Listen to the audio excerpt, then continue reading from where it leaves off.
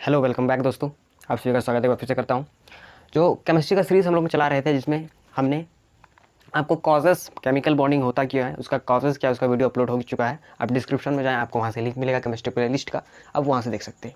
आज का जो टॉपिक है, आज जो हम लोग डिस्कस करने वाले हैं, वो हम लोग का आयनिक बॉन्ड होगा। आयनिक बॉन्ड से रिलेटेड जितने भी MCQs सेमेस्टर 1 में आ सकते हैं, उतना पॉसिबिलिटी जितनी भी आने की है वो सब क्लियर होगा। आज का कॉन्सेप्ट क्लियर करेंगे। जैसे ही कॉन्सेप्ट क्लियर हो जाएगा हमारा, तो पूरा जब एक चैप्टर वाइज जब पूरा कॉन्सेप्ट क्लियर किया जाएगा, हर एक टॉपिक को ख़त्म करेंगे। उसके बाद हम लोग MCQ सॉल्व करेंगे। हर एक टॉपिक पर MCQ होगा, हर एक टॉपिक पर याद रखना है आपको। हर एक टॉपिक पर हम लोग MCQ करेंगे। उससे पॉसिबल जितने भी क्वेश्चन आ सकते हैं उतने हम लोग करवा सकते हैं, हम लोग उतने करेंगे।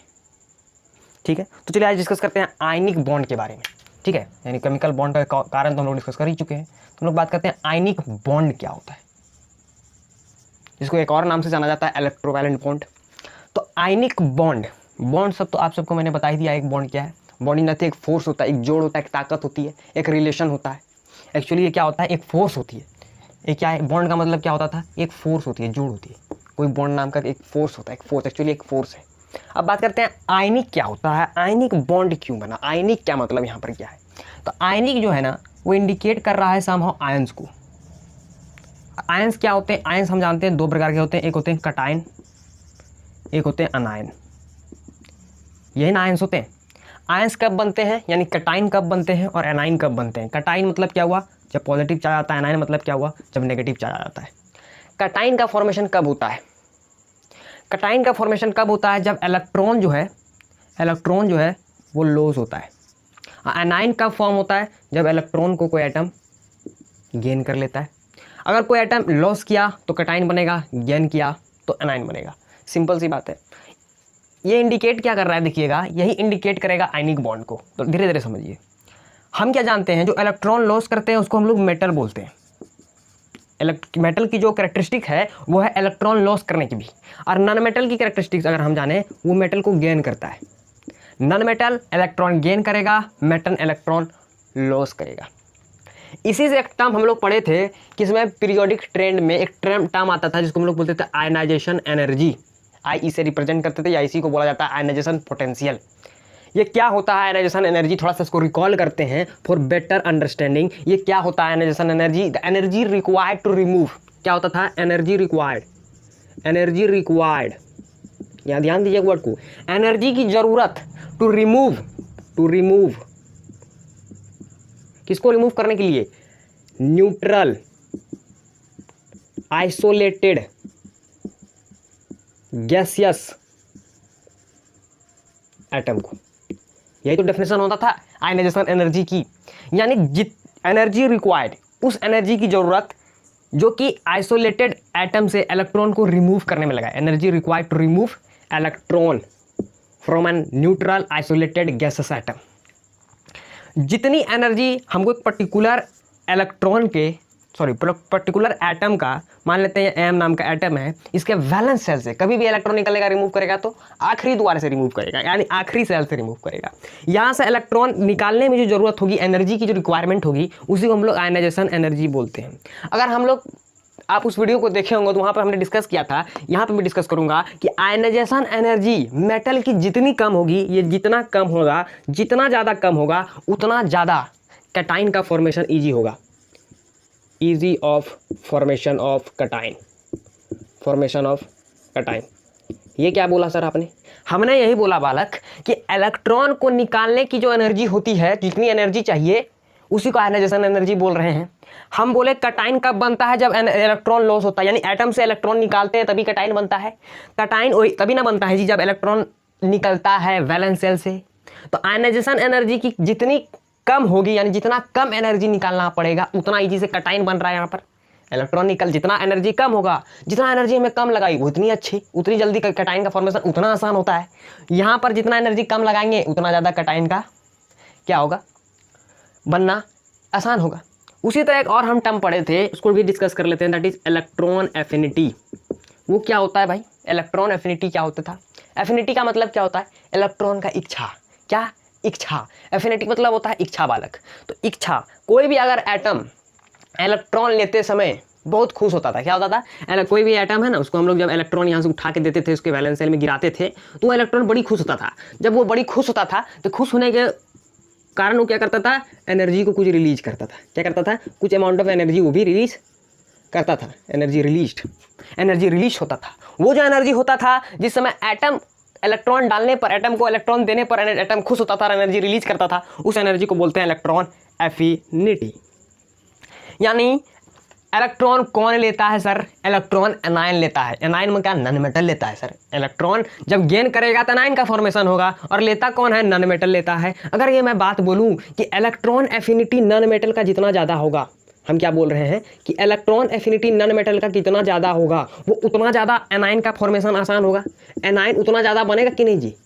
नॉन मेटल का कैरेक्टरिस्टिक होता है कि वो इलेक्ट्रॉन को गेन करता है, यानी वो इलेक्ट्रॉन को अपने वैलेंस सेल में एक्सेप्ट करने की क्षमता उसमें बहुत ज़्यादा रहता है। क्यों रहता है, क्योंकि उसके इलेक्ट्रॉन एफिनिटी बहुत ज़्यादा रहता है।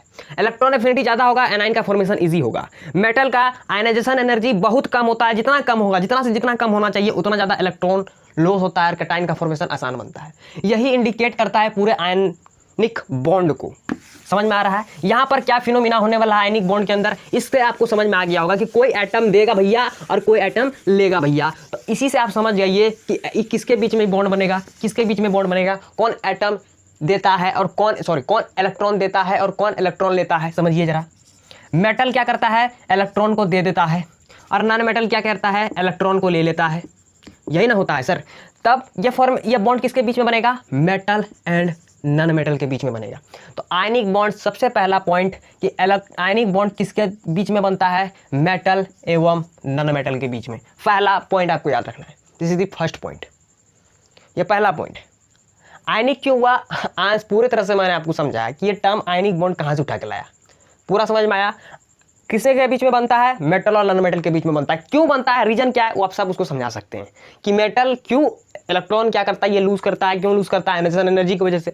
नॉन मेटल इलेक्ट्रॉन एफिनिटी का रीजन आप दीजिएगा, पूरा रीजन आप देखिए क्लास, यानी क्या क्यों हुआ सब समझ में आया सर।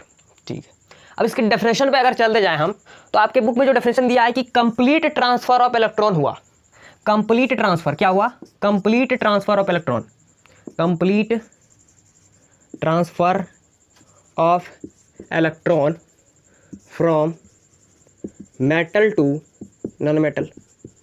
ये हो सकता है, यही इसकी डेफिनेशन हो सकती है, यही ना हो सकती है इसकी डेफिनेशन। हाँ सर यही हो सकती है डेफिनेशन, कोई बात नहीं। नॉन मेटल का डेफिनेशन समझ में आ गया कि हाँ भाई कंप्लीट यहाँ पर ट्रांसफर होगा। कोई मेटल आधा अधूरा थोड़े इलेक्ट्रॉन देता है जी, पूरे दे दिया। कोई लेगा तो आधा अधूरा थोड़े लेगा, पूरे ले लिया, पूरा ही ले लिया। अब समझने वाला जो बात है, एक टॉपिक जो है इसमें समझने लायक है, उसको चलिए समझते हैं। वो है इलेक्ट्रॉनिक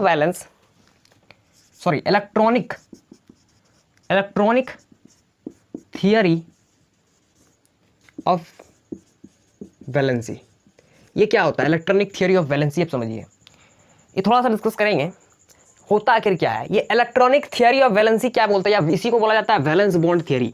इसी को क्या बोलते हैं, वैलेंस बॉन्ड थियरी।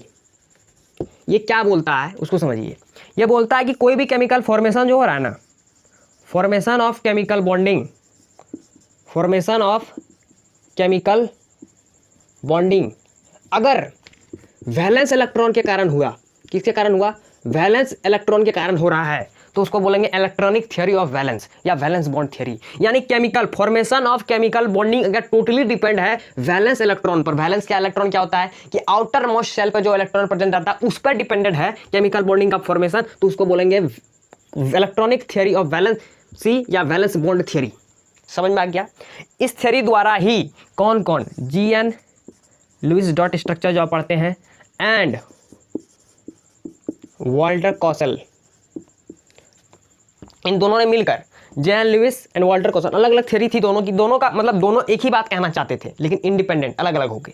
तो जे.एन. लुईस और वाल्टर कॉसल का क्या कहना था उसको समझिए कि इन्होंने कहा कि कोई भी एटम जो है स्टेबल होने के लिए उसके आउटर मोस्ट सेल में कितना इलेक्ट्रॉन होना चाहिए, या तो 8 इलेक्ट्रॉन हो जाए, आउटर मोस्ट सेल में मैक्सिमम केस में ऑक्टेट पूरा कर ले, या डुप्लेट पूरा कर ले। क्या पूरा कर ले, या तो डुप्लेट पूरा कर ले या तो ऑक्टेट पूरा कर ले। डुप्लेट मतलब, कहने का मतलब, डुप्लेट का मतलब क्या होता है कि किसी अगर ग्रुप ऑफ इलेक्ट्रॉन, कितना ग्रुप, अगर 2 इलेक्ट्रॉन रहे वैलेंस सेल में तो उसको डुप्लेट बोलेंगे, 8 इलेक्ट्रॉन रहे वैलेंस सेल में तो उसको ऑक्टेट बोलेंगे। अगर कोई एटम ऑक्टेट रूल यानी 8 वैलेंस उसके सेल में होता है, 8 वैलेंस इलेक्ट्रॉन अगर वैलेंस सेल में उसके 8 इलेक्ट्रॉन होता है, वो नोबल गैस कॉन्फ़िगरेशन के अंदर आ जाता है। यानी उन्होंने कहा था कि जिस प्रकार नोबल गैस इनएक्टिव होते हैं, क्यों इनएक्टिव होते हैं, उनका जो कॉन्फ़िगरेशन होता है, इलेक्ट्रॉनिक कॉन्फ़िगरेशन होता है, वो डुप्लेट में होता है या तो ऑक्टेट में होता है। इस वजह से उन्होंने कहा कि देखिए कोई भी एटम को अगर स्टेब्लिश होना है, टू फॉर्म कंपाउंड बनाता है, स्टेबल होता है, कंपाउंड बनाता है, तो उसका जो आउटर मोस्ट सेल में है ना, या तो डुप्लीट को रूल फॉलो होना चाहिए या ऑक्टेट रूल फॉलो होना चाहिए। ये दो में कोई एक रूल फॉलो होना चाहिए। इसी लुईस का दिया हुआ एक स्ट्रक्चर हम लोग पढ़ते हैं, अभी पढ़ेंगे, लुईस डॉट स्ट्रक्चर। ये बहुत काम आने वाला है, अभी पूरा फंडा इसी पे चलेगा। तो समझ में आया कि इलेक्ट्रॉनिक थ्योरी ऑफ वैलेंसी क्या होता है या वैलेंस बॉन्ड थ्योरी क्या होता है, सब समझ में आया सर। चलिए अब एग्जाम्पल की ओर चलते हैं। आयनिक बॉन्ड का क्या क्या एग्जाम्पल दिया हुआ है सर, कैसे कैसे बनता है आयनिक बॉन्ड, समझते हैं। अभी बहुत कुछ सीखने को बाकी है, अभी तो स्टार्ट हुआ है, पूरा वीडियो देखिए सब समझ में आएगा। एग्जाम्पल लेते हैं, चलिए ले लेते हैं। जैसे हम देखे हैं NaCl, सोडियम क्लोराइड। इसमें क्या होता है देखिए, एक हमारे पास सोडियम होता है सर, एक हमारे पास क्लोरीन होता है सर। सोडियम का आउटर अगर इलेक्ट्रॉनिक कॉन्फ़िगरेशन करें सर तो 2, 8 और 1 होता है सर। इससे हमको पता चलता है कि इसके आउटर मोस्ट शेल पर एक ही इलेक्ट्रॉन है सर, सिंपल सी बात है। क्लोरीन को करके देखते हैं सर, 2, 8 और 7 होता है सर, 2, 8 और 7 होता है सर। इसका आउटर मोस्ट सेल में कितना है, 7 इलेक्ट्रॉन है सर। ये बेचारा क्या करता है, एक इलेक्ट्रॉन को दान कर देता है और Na प्लस बन जाता है। ये बाबू क्या करता है, एक इलेक्ट्रॉन को गेन कर लेता है और Cl माइनस बन जाता है। ये हो रहा फिनोमिना, यही होता है। ये एक इलेक्ट्रॉन को क्या कर लिया, गेन कर लिया, Na प्लस बन गया। ये लूज कर दिया, Na प्लस बन गया। ये गेन कर दिया, Cl माइनस बन गया। और ये दोनों मिलकर क्या बना देते हैं, ये दोनों कंबाइन करते हैं, Na plus Cl minus combine किए बना देते हैं NaCl। ठीक है, यहाँ भी बहुत कुछ समझने को, नहीं समझ में आ रहा है कोई दिक्कत नहीं है, अभी हम सब समझाएंगे। ये बन जाती है, ये छोटा मोटा फिनोमेना जो आपके बुक में दिया हुआ है, ऐसा दिया हुआ है। ठीक है, अब एक्चुअल में यहाँ क्या हुआ उसको समझिए, एक्चुअल में क्या हुआ उसको हम समझाते हैं। सोडियम था, आउटर मोस्ट ऑर्बिट पर एक इलेक्ट्रॉन, कोई बात नहीं। क्लोरीन 1, 2, 3, 4, 5, 6, ठीक है, ये हो गया 7। ये एक इलेक्ट्रॉन इसको दे दिया, ये हो गया 8। इसका ऑक्टेट में कितना रह गया, ये तो चला गया, ये तो एक इलेक्ट्रॉन तो चला गया इससे। अब इसके पास कितना बचा होगा लास्ट वैलेंस सेल में, देखिए सोडियम के पास 1, 2, 3, 4, 5, 6, 7, 8, क्योंकि इसका इलेक्ट्रॉनिक कॉन्फ़िगरेशन अब 2 और 8 हो जाएगा, क्योंकि एक तो चला ही गया है, तो 8 बच गया ना, 8 बच गया, यानी ये ऑक्टेट रूल को फॉलो कर गया, ऑक्टेट रूल यहाँ वैलिड कर लिया, सोडियम ऑक्टेट रूल को फॉलो कर चुका है। अब क्लोरीन की बारी आई, क्लोरीन के पास इसका एक इलेक्ट्रॉन तो इसके पास आ चुका है। अब इसके वैलेंस सेल में गिन लीजिए, पहले 7 था, अभी गिनिए 1, 2, 3, 4, 5, 6, 7, 8, यानी ये भी ऑक्टेट रूल को फॉलो कर रहा है।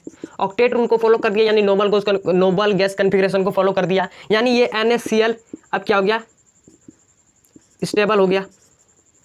ये अब क्या हो गया, स्टेबल हो गया। समझ में आ रहा है, ये होता है फिनोमेना, ये अब स्टेबल हो गया।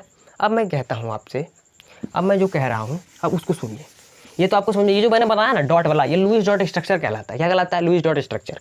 आप धीरे धीरे प्रैक्टिस करिएगा, आपको समझ में आ जाएगा, आप सीख भी जाइएगा। तो मैंने बताया कि अभी ये सोडियम था, ठीक है, सोडियम जब भी था एक इलेक्ट्रॉन को लूज़ किया, अभी क्या किया, ये एक इलेक्ट्रॉन को लूज़ किया और बन गया Na प्लस।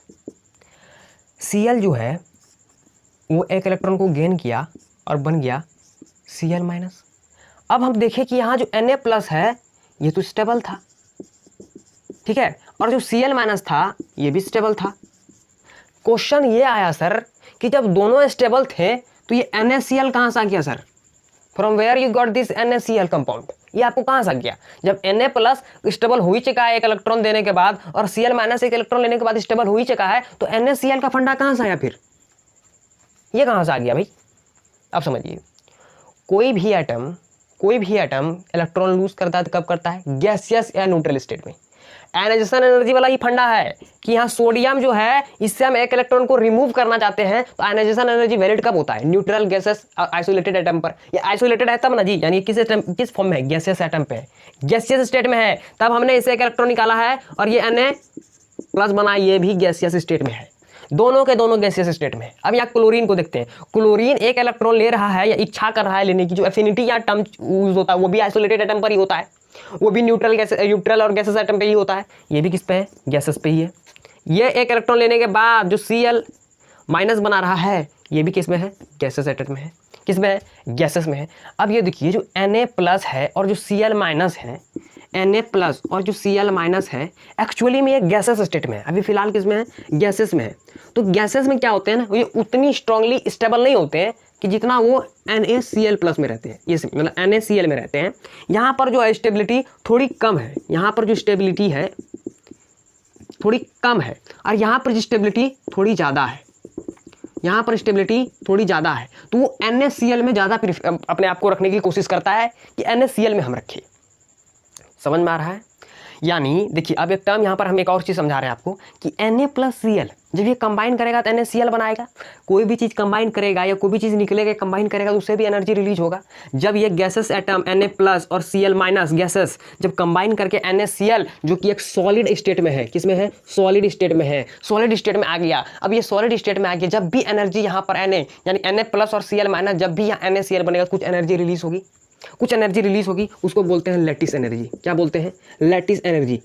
अभी एक टॉपिक जो नहीं है आपके इसमें, लेकिन ये थोड़ा सा इन्फॉर्मेशन आपको दे दिए, लैटिस एनर्जी। और ये जो आपको सॉलिड दिख रहा है ना, NaCl जो सॉलिड दिख रहा है ये क्रिस्टलाइन फॉर्म में दिख रहा है, एमोर्फस दिख रहा है, क्रिस्टलाइन में होता है, क्रिस्टलाइन में होता है, क्रिस्टलाइन मतलब सॉलिड फॉर्म में होता है। जब ये सॉलिड फॉर्म में होता है ना, ये लैटिस अपना शेप बनाता है, लैटिस शेप एंड साइज बनाता है। क्या बनता है, लैटिस। लैटिस मतलब क्या होता है, जियोमेट्रिकल अरेंजमेंट जो होता है इसका वो तगड़ा होता है, 3D जियोमेट्रिकल 3D डायमेंशनल होता है। इसलिए इसको इस तरह के जो NaCl जो सॉलिड्स बनते हैं आयनिक बॉन्ड के बाद, आयनिक बॉन्ड के फॉर्मेशन के बाद जो कंपाउंड बनता है NaCl या कोई भी कंपाउंड बनता है वो लैटिस कंपाउंड बनता है। लैटिस मतलब ऐसा 3D डायमेंशनल होता है, उसका ज्योमेट्रिकल अरेंजमेंट जो है 3D डायमेंशनल टाइप का होता है। ठीक है, ये आपका 11th में है, थोड़ा सा आपको मैंने यहाँ पर बताया, एकदम क्लियर हो गया। ठीक है, ये पहला एग्जाम्पल था। सब में यही फिनोमेना चलेगा, सब में आपको यही फिनोमेना देखने को मिलेगा, हर में, इसमें कोई ना, इसमें कोई चेंजेस नहीं होगा। एक और एग्जाम्पल ले लेते हैं, जैसे हम ले लेते हैं MgCl2 का, मैग्नीशियम का देखते हैं करके। एटॉमिक नंबर याद है ना, एटॉमिक नंबर याद है कि नहीं, मैग्नीशियम का कितना होता है, 8 2 10 2 12, आसानी है, ऐसा हुआ। क्लोरीन तो भैया 2 है, यहाँ पे क्लोरीन तो हमारे पास 2 है, कोई बात नहीं, इसका इलेक्ट्रॉनिक कन्फिग्रेशन वही होगा 8 2 10 7 17, लेकिन क्लोरीन है 2 को याद रखना है, क्लोरीन है 2, मैग्नीशियम है 1। यहाँ Mg2+ है, यहाँ देखते हैं क्लोरीन के पास कितना है, 1 2 3 4 5 6 7, एक और क्लोरीन है हमारे पास, 1 2 3 4 5 6 7, एक इलेक्ट्रॉन इसको दे दिया, एक इलेक्ट्रॉन इसको दे दिया, ये भी खुश। इसका आप कितना बच गया, 2 और 8, इसका इलेक्ट्रॉनिक कन्फिग्रेशन क्या हो गया, 2 8 8, इसका कितना हो गया, 2 8 8, तीनों का तीनों खुश हो गया, बना दिया MgCl2। कोई दुख और तकलीफ, कोई दुख और तकलीफ नहीं हुआ। ये लुईस जॉर्ज स्ट्रक्चर होता है, एक था यहाँ पे हमने दे दिया, सिंपल है, कोई दिक्कत नहीं है। दूसरा आइटम है उसको दूसरे से एक्स से रिप्रेजेंट कीजिए, Cl है वो दूसरा आइटम हो गया उसको डॉट से रिप्रेजेंट कीजिए, एक्स या डॉट से आप रिप्रेजेंट कर सकते हो। एक्स वाला यहाँ से एक एक्स इसके पास गया, एक एक्स के पास गया, ये रिप्रेजेंट हो गया, ये लुईस जॉर्ज स्ट्रक्चर है आपका। ये देखिए आपको स्टेबल दिख रहा है, ये भी फॉलो कर रहा है ऑक्टेट रूल, ये भी फॉलो कर रहा है ऑक्टेट रूल, ये भी फॉलो ऑक्टेट रूल कर रहा है। जो MgCl2 बनेगा ये सॉलिड फॉर्म में बनेगा, याद रखिएगा। और ये जो था Mg यहाँ पर ये गैसेस होगा, और ये जो Cl होगा ये गैसेस होगा, तब जाके वो सॉलिड फॉर्म बनेगा। यहाँ जो एनर्जी रिलीज होगी ये गैसेस कैटाइन से और जो गैसेस एनाइन कंबाइन करेंगे तो जो एनर्जी रिलीज होगी वो सॉलिड का रूप में, जब सॉलिड में फॉर्म होने के लिए जो MgCl2 बनने के लिए जो कंपाउंड रिलीज होगी एनर्जी उसको लैटिस एनर्जी बोलते हैं। उसमें एनर्जी जो रिलीज होगी वो लैटिस एनर्जी कहलाएगी। ये एग्जांपल था, इसमें कोई तगड़ा एग्जांपल नहीं है, बस आपको यही याद रखना था।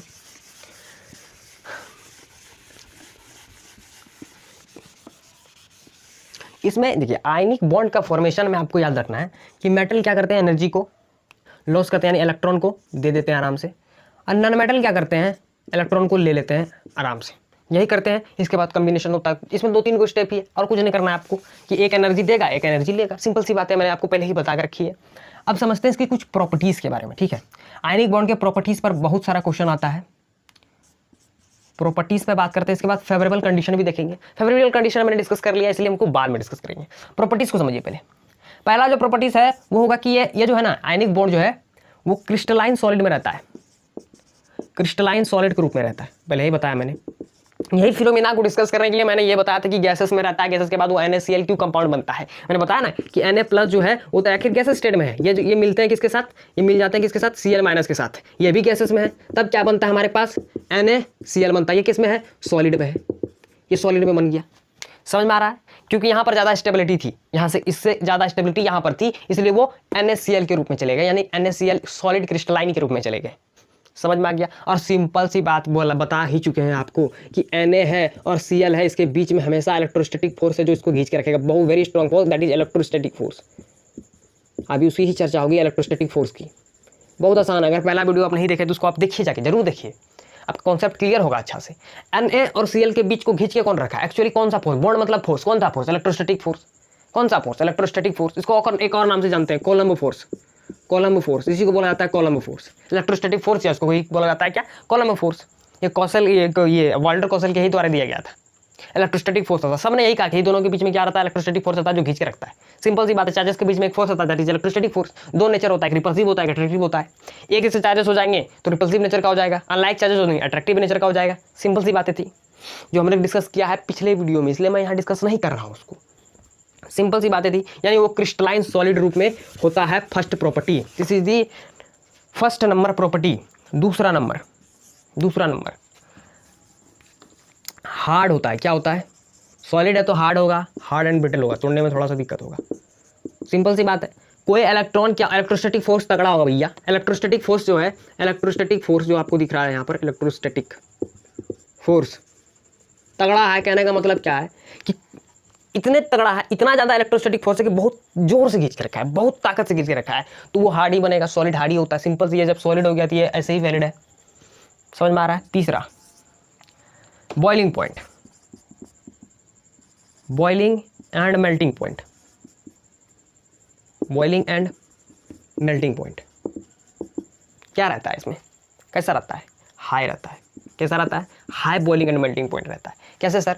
अब हमने देखा था कि इसमें बहुत तगड़ा इलेक्ट्रोस्टैटिक फोर्स रहता है। जब बहुत तगड़ा इलेक्ट्रोस्टैटिक फोर्स रहता है तो उसके जो पार्टिकल्स हैं वो बहुत ही क्लोजली पैक्ड होंगे, वो एक दूसरे से एकदम ऐसे चिपके होंगे, सिर्फ वाइब्रेट कर सकते हैं। बहुत तगड़ा ना फोर्स है, तो उसके तो पार्टिकल्स कैसे होंगे? ऐसे ऐसे ऐसे पूरे तगड़ा एकदम छोटा छोटा, ये सिर्फ वाइब्रेट करेंगे एक जगह पर। अपने प्लेस पर क्या कर सकते हैं? ये वाइब्रेट कर सकते हैं और कुछ नहीं कर सकते। तो ये सॉलिड स्टेट में, यानी इसको गर्म करना, बॉयल करना, बॉइलिंग पॉइंट हाई होगा, बॉइलिंग पॉइंट हाई होगा। समझ में आ रहा है? सब समझ में आ रहा है, सब होशियार है। रीजन क्या है सर? सबका रीजन इलेक्ट्रोस्टैटिक फोर्स मार दो। हार्ड है electrostatic force, boiling point, melting point high है, इलेक्ट्रोस्टैटिक फोर्स। सब इलेक्ट्रोस्टैटिक फोर्सेस का कारण है, सब कॉलम फोर्स, इलेक्ट्रोस्टैटिक फोर्स, सब आपको समझ में आ रहा होगा। बहुत तगड़ा इलेक्ट्रोस्टैटिक फोर्स है, कंप्लीट ट्रांसफर हुआ है। कितना जोर का तगड़ा फोर्स है इलेक्ट्रोस्टैटिक फोर्स, बहुत very strong force electrostatic force. हल्का में मत लीजिए इसको आप, बहुत खतरनाक फोर्स होता है। नंबर चौथा, क्या है चौथा भैया? आप क्या याद रख सकते हो? चौथा इंपॉर्टेंट है। क्या है? Fourth number is very important. वो क्या है उसको समझिए आप। इलेक्ट्रिसिटी का कंडक्ट, ठीक है, इलेक्ट्रिसिटी कंडक्ट कर सकता है कि नहीं उसका बताते हैं आपको। इलेक्ट्रिसिटी कंडक्टिविटी, यानी इलेक्ट्रिसिटी कंडक्शन भी आप लिख सकते हैं, कंडक्टिविटी भी लिख सकते हैं, ठीक है। करेगा या अथवा नहीं करेगा? नहीं करेगा। क्या करेगा? नहीं करेगा। इलेक्ट्रिसिटी कंडक्ट नहीं करेगा। क्यों नहीं करेगा भैया? सिंपल सी बात है कि इलेक्ट्रिसिटी का अगर हम पूछे, इलेक्ट्रिसिटी का डेफिनेशन क्या होता है? Flow of electron, simple, flow of electrons. Electricity conduct तभी हो सकता है जब उसके आयंस फ्री हो। आयंस फ्री होंगे तभी वहां के इलेक्ट्रॉन्स फ्लो करेंगे। इलेक्ट्रोस्टैटिक फोर्स में क्या होता है? आयंस बहुत क्लोजली पैक्ड होते हैं, they are not free, that's why they can not move from their places, they only vibrate. क्या कर सकता है? वाइब्रेट कर सकता है। इलेक्ट्रिसिटी क्या होता है? फ्लो ऑफ इलेक्ट्रॉन्स होते हैं। यहाँ पर क्या लगता है आपको? फ्लो होगा सर सॉलिड फॉर्म में। सॉलिड फॉर्म में एटम्स इतने क्लोजली पैक्ड होते हैं, सिर्फ वाइब्रेट कर सकते हैं, फ्लो तो होगा नहीं। जब फ्लो होगा ना तो इलेक्ट्रिसिटी कंडक्ट कैसे होगा सर? कैसे होगा सर? इम्पॉसिबल, पॉसिबल नहीं है सॉलिड स्टेट में, लेकिन एक स्टेट में पॉसिबल है। दैट स्टेट इज, वो जो स्टेट होगा उस स्टेट को बोलते हैं molten state, molten state and aqueous state.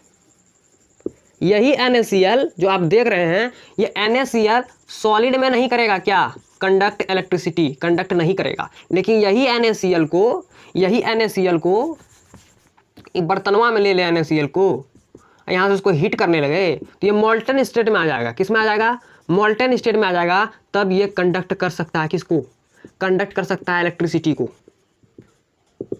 ये कंडक्ट कर सकता है इलेक्ट्रिसिटी को। क्यों कर सकता है इलेक्ट्रिसिटी को? ये NaCl क्या है? एक दूसरे के साथ जुड़ा हुआ है। That force is electrostatic force, बार बार लिख रहे हैं कि आपको याद हो जाए। इलेक्ट्रोस्टैटिक फोर्स से जुड़ा हुआ है। आयंस बहुत क्लोज फ्री नहीं है, इलेक्ट्रोस्टैटिक फोर्स से जुड़ा हुआ है। जब हीट दीजिएगा ना उसको, मॉल्टेन स्टेट में जब कन्वर्ट होने लगेगा ना, ये जो वीक फोर्स है ये धीरे धीरे कमजोर होने लगेगा, वीक हो जाने लगेगा, वीक होते जाएगा, वीक होते जाएगा, वीक होते जाएगा, और NaCl में से Na+ बाहर हो जाएगा और Cl- बाहर हो जाएगा। Now they can conduct electricity, वो आप कंडक्ट कर सकते हैं इलेक्ट्रिसिटी। किस स्टेट में? मॉल्टेन स्टेट की बात हो गई सर। एक्वस स्टेट मतलब वाटर की बातें होगी। तो वाटर की एक प्रॉपर्टी होती है जिसको बोलते हैं dielectric property. Dielectric property water की नहीं होती है, एयर की भी होती है। डाइलेक्ट्रिक प्रॉपर्टी होती है वाटर की भी होती है और एयर की भी होती है। लेकिन एयर की कमजोर होती है, एयर कुछ नहीं उखाड़ सकता। एयर की इतनी कमजोर होती है कि एयर से वाटर का बहुत ज्यादा होता है, मोर देन 80% ज्यादा होता है। तो एयर का जो डाइलेक्ट्रिक प्रॉपर्टी है वो कोई काम का नहीं है, कोई खास नहीं, उससे कोई असर नहीं होता है। लेकिन वाटर का बहुत असर होता है सर। कैसे सर? देखिए सर, हमने क्या किया, ये डब्बा लिया, इसमें वाटर अगर H2O है, ठीक है, अगर आप देखोगे एक टर्म आएगा कि water is polar covalent molecule, इस वजह से क्या होता है, ऐसा हो रहा है। लेकिन वो पढ़ेंगे कब, कोवेलेंट बॉन्ड पढ़ेंगे उस समय आपको समझ में आएगा। यहाँ पे समझिए कि एक प्रॉपर्टी होती है डाइलेक्ट्रिक प्रॉपर्टी। डाइलेक्ट्रिक प्रॉपर्टी क्या होता है कि वाटर के अंदर जो भी कंपाउंड जाएगा ना, जो भी कंपाउंड कोई भी डालिए, NaCl डाल दिया हमने, NaCl कंपाउंड मैंने डाला, तो क्या होगा सर समझिए। डाइलेक्ट्रिक प्रॉपर्टी क्या करता है जानते हैं? डाइलेक्ट्रिक प्रॉपर्टी से क्या होगा ना, डिसोसिएशन हो जाएगा NaCl का। डिसोसिएशन मतलब separation of charges, separation of ions. ये चार्ज को सेपरेट करने की प्रॉपर्टी रहती है, उसी को बोलते हैं डाइलेक्ट्रिक प्रॉपर्टी। यानी चार्जेस सेपरेट हो जाएंगे, यानी NaCl में से Na+ सेपरेट हो जाएगा, Cl- सेपरेट हो जाएगा। ये डाइलेक्ट्रिक प्रॉपर्टी है वाटर की। यानी वो क्या करता है, इलेक्ट्रोस्टैटिक फोर्स को वीक कर देगा, वीक पे वीक कर देगा और सेपरेट कर देगा चार्जेस को, Na+ को कर देगा और Cl उधर कर देगा। सिंपल सी बात समझ में आ रही है। कब कर सकता है? आयनिक कंपाउंड कभी भी सॉलिड फॉर्म में क्या कर सकता है, इलेक्ट्रिसिटी कंडक्ट नहीं कर सकता है। लेकिन मॉल्टेन और एक्वस स्टेट में क्या कर सकता है, कर सकता है, कर सकता है और करेगा। समझ में आ गया? ये प्रॉपर्टी याद हो गई? बोलिए जय सिया राम। याद हो गया ना? चलिए आगे बढ़ते हैं।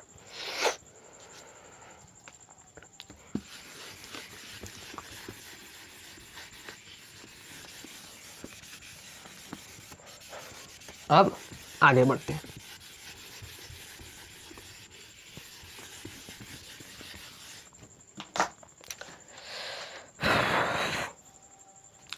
एक प्रॉपर्टी और है इसकी कि दे आर सोल्यूबल। क्या लिखा हुआ है? They are soluble in water. यही बता रहे थे हमको, वो सोल्यूबल होते हैं वाटर में। इस चीज को आपको खाली याद रखना है कि वो सोल्यूबल होते हैं वाटर में। क्यों होता है इसका रीजन जो है ना, मैं जब कोवेलेंट बॉन्ड पढ़ाऊंगा ना उस समय दूंगा। या मैंने पहले थोड़ा देर पहले ही बोला कि water is polar covalent compound. तो पोलर कोवेलेंट कंपाउंड या मॉलिक्यूल है वाटर, तो क्यों सोल्यूबिलिटी है वो वही बताएगा आपको। समझ में आएगा पोलर कोवेलेंट मॉलिक्यूल क्या होता है, इसको समझना होगा। तो कोवेलेंट में जाना होगा, दिख रहा है, इंडिकेशन मिल रहा है, कोवेलेंट बॉन्ड पढ़िए तब समझ में आएगा। तो कोवेलेंट बॉन्ड में समझेंगे सोल्यूबल इन वाटर में क्यों होता है, H2O में क्यों सोल्यूबल होता है। आयनिक कंपाउंड, सॉरी आयनिक का जो बॉन्ड के द्वारा जो कंपाउंड बनते हैं उसकी बात कर रहे हैं। समझ में आ रहा है? क्लियर है, कोई दिक्कत नहीं। अब इसका फेवरेबल कंडीशन क्या होता है हम पहले ही बता चुके हैं। Favourable condition for formation of ionic bond, favourable condition for formation of ionic bond हम पहले ही चर्चा कर चुके हैं, फिर से करते हैं। शुरू में ही किए हैं कि क्या होना चाहिए सर, आयनाइजेशन एनर्जी किसकी, मेटल्स की क्या होनी चाहिए, मेटल्स की लो होनी चाहिए। जितना ज़्यादा लो होगा उतना होगा easy formation of cation, easy of formation of cation. Ionization energy क्या होता है, the amount of energy required to remove an electron from isolated neutral gases atom. ठीक, अब बात करते हैं इलेक्ट्रॉन एफिनिटी की क्या होती है सर, किसकी ज़्यादा होना चाहिए, नॉन मेटल्स की लो होनी चाहिए, हाई होनी चाहिए, हाई होनी चाहिए। इससे क्या होता है, easy of formation of anions, anions का फॉर्मेशन आसान हो जाता है। क्या होता है, आसान। कैसे सर, इलेक्ट्रॉन एफिनिटी क्या होता है सर, इलेक्ट्रॉन की चाहत। जब कोई एटम इलेक्ट्रॉन लेता है बहुत खुश हो जाता है, जब खुश होता है तो एनर्जी रिलीज करता है, जब लेता है तो एनर्जी जितना रिलीज होगा सर, समझिए बात सर, अब बोल रहे हैं जितना एनर्जी रिलीज होगा, यहाँ भी एनर्जी रिलीज, यहाँ भी एनर्जी रिलीज, इस केस में भी एनर्जी रिलीज। हम बोल रहे हैं जब कोई चीज़ को बनाने में जितना ज़्यादा ताकत लगेगा, फॉर एग्जाम्पल हम एक रॉड लेते हैं सर, उस रॉड को इतना मजबूत, इतना रस्सी से बांध देते हैं, इतना रस्सी से बांधते हैं, इतना बांधते हैं, इतना बांधते हैं, इतना जितना बांधेंगे, जितना बार घुमाएंगे, जितना बार घुमाएंगे उतना ही ताकत लगेगा फिर खोलने में भी, मतलब उतना बार ही घुमाना पड़ेगा ना खोलने के लिए जी। वही बात होती है कि जितना ज़्यादा एनर्जी रिलीज हुआ कोई भी कंपाउंड बनाने में, फॉर एग्जांपल हम बात करते हैं Na+ और Cl कंपाउंड बनाने में, जितना ज़्यादा एनर्जी रिलीज हो गया, जितना ज़्यादा एनर्जी रिलीज हो गया इसका बॉन्ड बनने में, इलेक्ट्रोस्टैटिक फोर्स को ज़्यादा बनने करने में, तो उतना ही एनर्जी आपको ज़रूरत होगा NaCl को तोड़ने के लिए। समझ रहे हैं बात आप? NaCl को तोड़ना आसान नहीं है, क्योंकि इसका बनना बहुत मुश्किल था। ये बहुत ज़्यादा एनर्जी रिलीज किया है तभी जाके NaCl बना है। अगर इसको आपको तोड़ना है, जितना एनर्जी रिलीज किया उतना ज़्यादा अमाउंट ऑफ एनर्जी आपको देनी होगी तभी टूटेगा। समझ में आ रहा है? ये होता है फंडा। यहाँ भी एनर्जी रिलीज और यहाँ भी एनर्जी रिलीज। सिंपल सी बात है, यहाँ बहुत ज्यादा एनर्जी रिलीज के कारण क्या बोलता है, आयनिक बॉन्ड, यानी इसीलिए आयनिक बॉन्ड को तोड़ना थोड़ा होता है थोड़ा मुश्किल। ये बॉन्ड बहुत स्ट्रांग बॉन्ड होता है सब बॉन्ड से। समझ में आ गया बातें? और यहाँ पर कुछ नहीं है। और क्या समझ में आएगा? इलेक्ट्रोनेगेटिविटी, यानी इलेक्ट्रोनेगेटिविटी का डिफरेंस जितना ज़्यादा रहेगा उतनी ज़्यादा फेवरेबल कंडीशन होती है। इलेक्ट्रॉन एफिनिटी का डिफरेंस क्या होता है? इलेक्ट्रॉन एफिनिटी क्या होता है? टेंडेंसी लिख लेते हैं, tendency of an atom to attract electron, tendency of an atom to attract electron.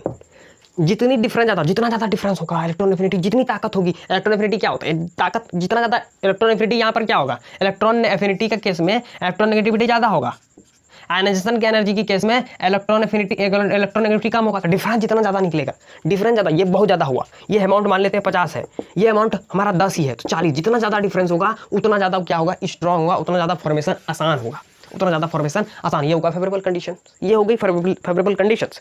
जितनी चीज़ें आ सकती थी, जितना कॉन्सेप्ट आपके बुक में दिया था, फेवरेबल कंडीशन से लेकर प्रॉपर्टीज को से लेकर फॉर्मेशंस किस प्रकार से होते हैं, फॉर्मूला लुईस डॉट स्ट्रक्चर से लेकर आयनिक सॉलिड क्या होता है, आयनिक सॉलिड मतलब लेटिस सॉलिड, जो आयनिक सॉलिड बनता है, ज्योमेट्रिकल अरेंजमेंट जो होता है, उसकी मैंने बातें की आपसे, सब बातें की। हर साइंटिस्ट को इन्वॉल्व किया, जो इन्वॉल्व थे वो सारा मैंने इसके अंदर डिस्कशन किया।